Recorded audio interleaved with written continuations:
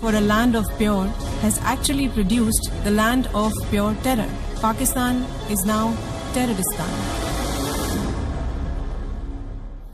And India has replied to Pakistani Prime Minister's speech at the United Nations General Assembly. India has said that Pakistan has become a geographic synonymous with terror. Calling Pakistan Terroristam, India has once again reiterated that Pakistan must understand that Jammu and Kashmir is and will always remain an integral part of India. India has also said that the world does not need lessons on democracy and human rights from a country whose own situation is charitably described as a failed state.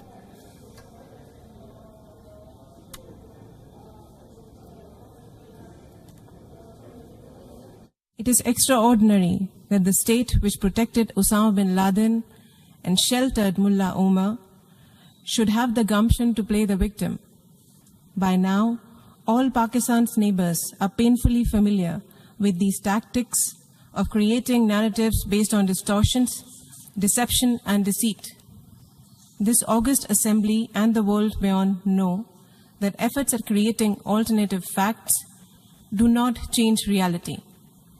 Mr. President, in its short history, Pakistan has become a geography synonymous with terror. The quest for a land of pure has actually produced the land of pure terror. Pakistan is now Terroristan, with a flourishing industry producing and exporting global terrorism. Its current state can be gauged from the fact that Hafiz Mohammed Saeed, a leader of the United Nations designated terrorist organization, Lashkar-e-Taiba, is now sought to be legitimized as a leader of a political party. This is a country whose counter-terrorism policy is to mainstream and upstream terrorists by either providing safe havens to global terror leaders in its military towns or protecting them with political careers. None of this can justify Pakistan's avaricious efforts to covet the territories of its neighbors. Insofar as India is concerned, Pakistan must understand that the state of Jammu and Kashmir is and will always remain an integral part of India. However much it scales up cross-border terrorism, it will never succeed in undermining India's territorial integrity. Mr. President, we also heard Pakistan complain about the consequences of its supposed counter-terrorism efforts. Having diverted billions of dollars in international military and development aid towards creating a dangerous infrastructure of terror on its own territory, Pakistan is now speaking of the high cost of its terror industry. The polluter in this case is paying the price. Mr. President, even as terrorists thrive in Pakistan and roam its streets with impunity, we have heard it lecture about the protection of human rights in India. The world does not need lessons on democracy and human rights from a country whose situation is charitably described as a failed state.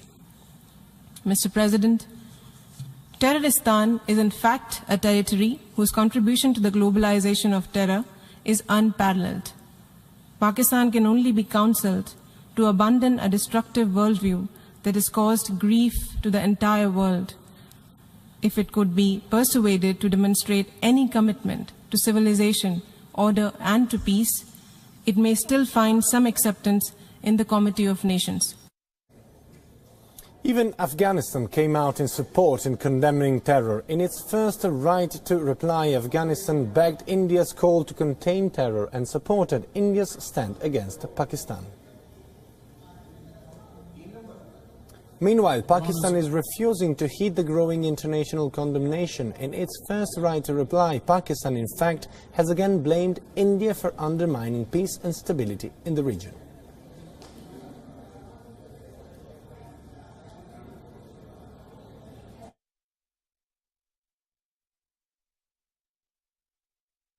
It is unfortunate that India has chosen to criticize the statement by the Prime Minister of Pakistan, which reflects the sentiments and aspirations of the oppressed and suffering people of Jammu and Kashmir, facing tyranny, repression, and brutalities of illegal and unjust occupation by India. The plight of Kashmiri people at the hands of the Indian occupation forces is being documented by the international community and reputable human rights organizations.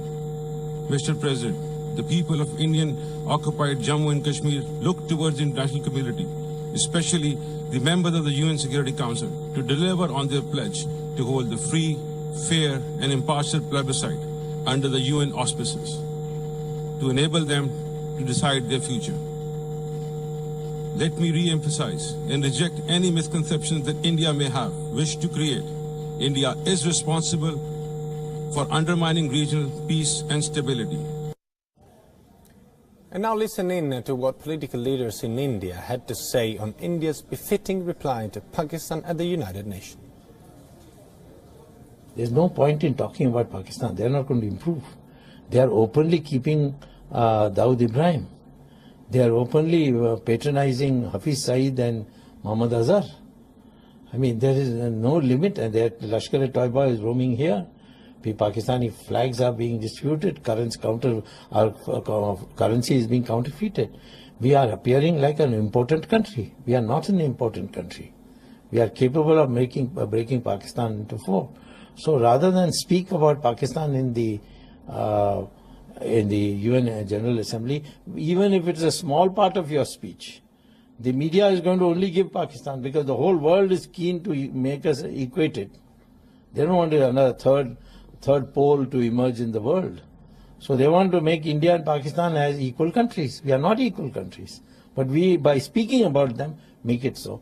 My urgent plea to the Prime Minister is, please put a ban on talking about Pakistan in international forums. There is enough evidence that Pakistan is promoting terrorism, particularly in Indian continent, Indian territory, and therefore Pakistan should be labelled as a terrorist state.